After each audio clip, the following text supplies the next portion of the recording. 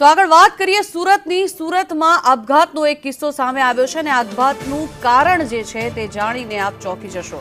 એક પત્નીએ પોતાના પતિ માટે રસોઈ નથી બનાવી અને તેના કારણે થઈને સમયસર રસોઈ ન બનાવવાના કારણે થઈને પતિએ આપઘાત કરી લીધો છે. આ સમગ્ર મામલો જે સામે આવ્યો છે, જમવાનું ન બન્યું હોવાના કારણે થઈને પતિ પત્ની વચ્ચે તકરાર થઈ હતી અને આ તકરાર જે છે તેમાં આટલો મોટો પ્રશ્ન બની ગયો અને તેમાં પતિએ પોતાનું જીવન ટૂંકાવી દીધું હોવાનું સામે આવ્યું છે. તકરાર બાદ પતિ વિજયે ગળે ફાંસો ખાઈને આપઘાત કરી પોતાનું જીવન ટૂંકાવ્યું. સુરતના અલથાણમાં આ કિસ્સો સામે આવ્યો છે કે જેમાં અલથાણ પોલીસે સમગ્ર મામલે વધુ તપાસ હાથ ધરી છે.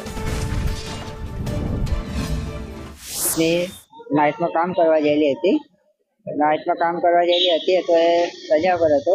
તો આવીને એને જમવાનું બનાવવા માટે બે માણસો લડાયા હતા.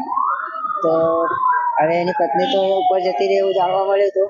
એ ભાઈ અંદર કંઈક જાય અને એના રૂમમાં જઈને ગળે ફાંસો ખાઈ લીધો હતો.